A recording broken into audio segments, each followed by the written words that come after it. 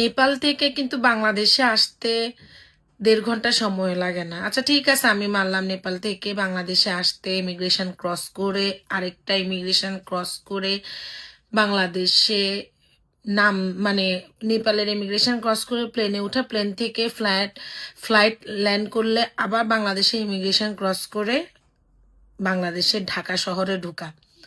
তা আপনি দেখেন একটা মানুষের মধ্যে কতটুকু পাপিষ্ঠ থাকলে যে মেয়েটা ভালোবেসে তার জন্য জীবন দিয়ে গেল, শেষবারের মতো ওই মেয়েটাকে দেখার জন্য সে আসলো না। মানে বুঝতেছেন? আর ওই ধরনের বেটাদেরকে থেকে সাবধান আপুরা, যেই বেটারা আপনাকে ছেড়ে অন্য মেয়ের কাছে যাইতে পারে, ওই বেটারা ওই মেয়েরে ছেড়েও আরেকটা মেয়ের কাছে যাইতে পারে। সেটা শুধু ছেলে না, ওই ধরনের মেয়েদের জন্য এটা একদম কমন জিনিস।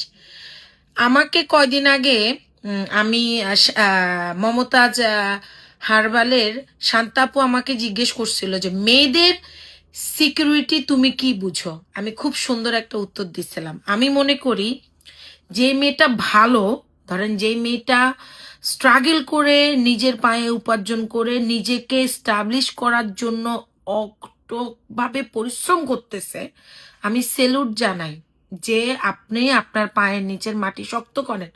দরকার হলে আপনি মাটি কাটেন, দরকার হলে আপনি ঘর মুছছেন, দরকার হলে আপনি মানুষের বাসায় কাজ করেন, তারপরও নিজেকে শক্ত করেন।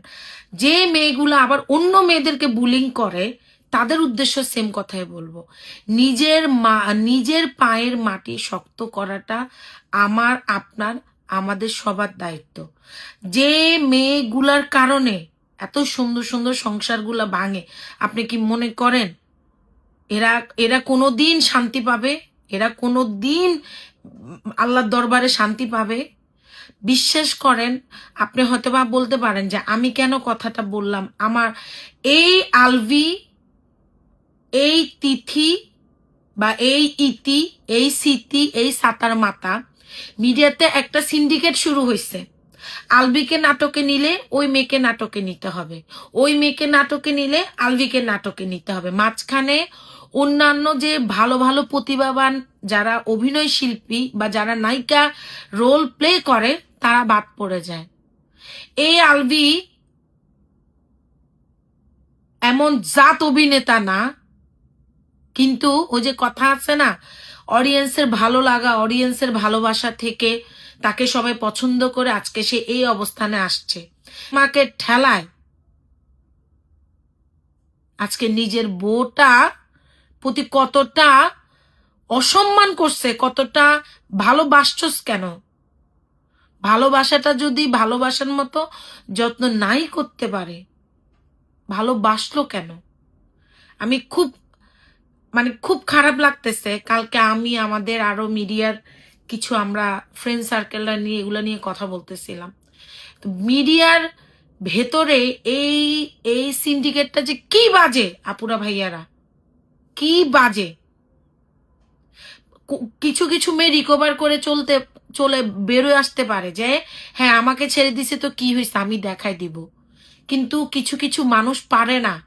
তারা ভালোবাসার মায় এতটা জড়ায় যায়, তারা সংসারের মায় এতটা জড়ায় যায়, তারা মনে করে আমি যদি এই দুনিয়া ছেড়ে চলে যাই আমি শান্তি পাবো, এই দুনিয়াতে আমি যতক্ষণ থাকবো আমি শান্তি পাবো না। মানে সবাই তো স্ট্রং না, স্ট্রং অনেক বড় একটা ইস্যু জীবনে, সবাই তো স্ট্রং না।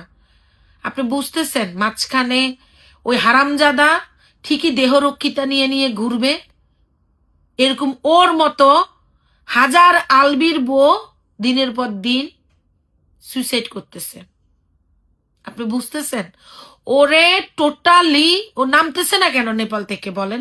ওর মনে যদি শয়তানি না থাকে কেন নামতেছে না বলেন?